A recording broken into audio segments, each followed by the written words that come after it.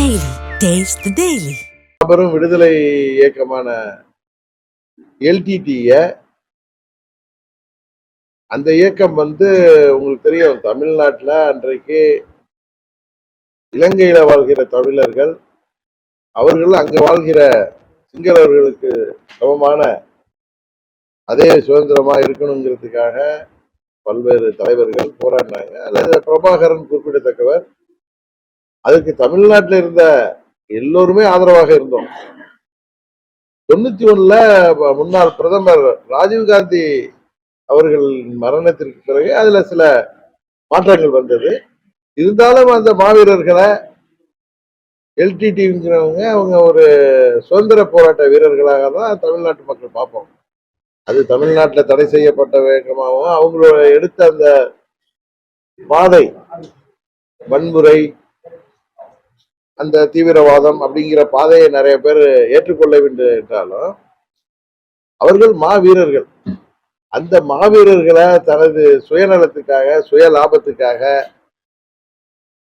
பயன்படுத்தி வந்தது. ஏன்னா இப்ப நிறைய தொலைக்காட்சிகள்ல அங்க எல்டிடி சம்பந்தப்பட்டவர்கள், அதுல இருந்த அந்த போட்டோகிராஃபர் அந்த ஒருவர், இன்னும் அங்க போய் படப்பிடிப்பு நடத்தியவர்கள் எல்லாம் சொல்றப்ப அவங்க ஃபுல் ப்ரூஃபா கொடுக்குறாங்க.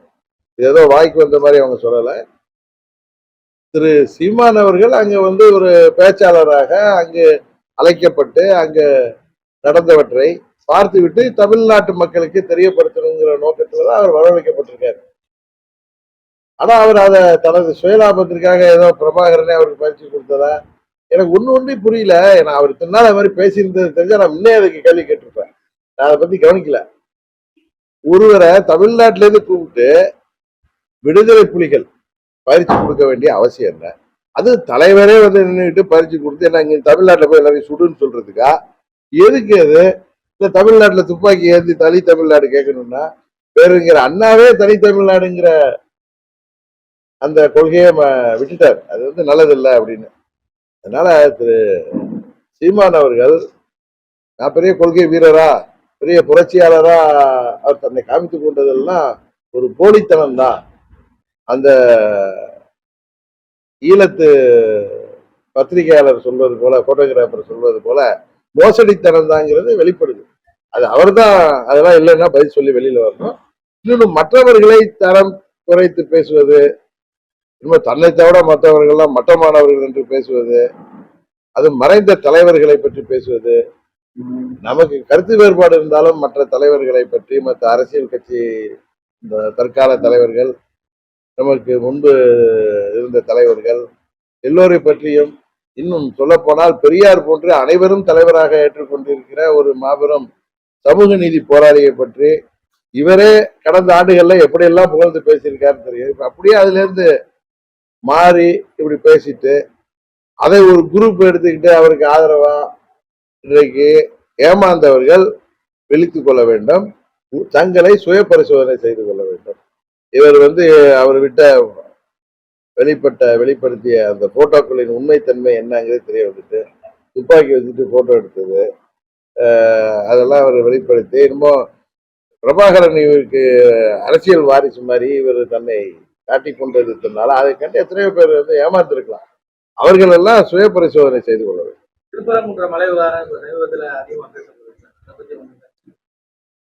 அன்றைக்கு என்ன கேட்டாங்க, அதை தான் நான் இன்றைக்கு சொல்றேன். ஏற்கனவே என்ன நடைமுறை அங்க இருந்துச்சோ அது இரண்டு மதங்களுக்கு இடையே அண்ணன் தம்பிகளாக வாழ்கின்ற தமிழ்நாட்டில் தேவையற்ற ஒரு பிரச்சனையை உருவாகாமல் அரசாங்கம் அதை கவனமாக கையாண்டு ஒரு சுமூகமான முடிவை அதில் எடுக்கணும். அதுதான் எல்லாருடைய எதிர்பார்ப்பு. செயலாளர் பதவிக்கு உரிமை ஒரு சசிகலா வழக்கு நீண்ட காலமா சுப்ரீம் கோர்ட்ல நிலுவையில் இருக்கு.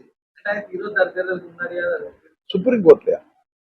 சசிகலா மேடம் பொதுச் செயலாளர் பதவிக்கு தெரியல எனக்கு. சுப்ரீம் கோர்ட்ல இருக்கான்னு. சுப்ரீம் கோர்ட்ல நீங்க போய் கொஸ்டின் பண்ண முடியாது. ஒரு கேஸ் வந்துச்சுன்னா எந்த கோர்ட்டையுமே அந்த கேஸ் ரொட்டீனா வர்றப்பதான் அவங்க எடுப்பாங்க.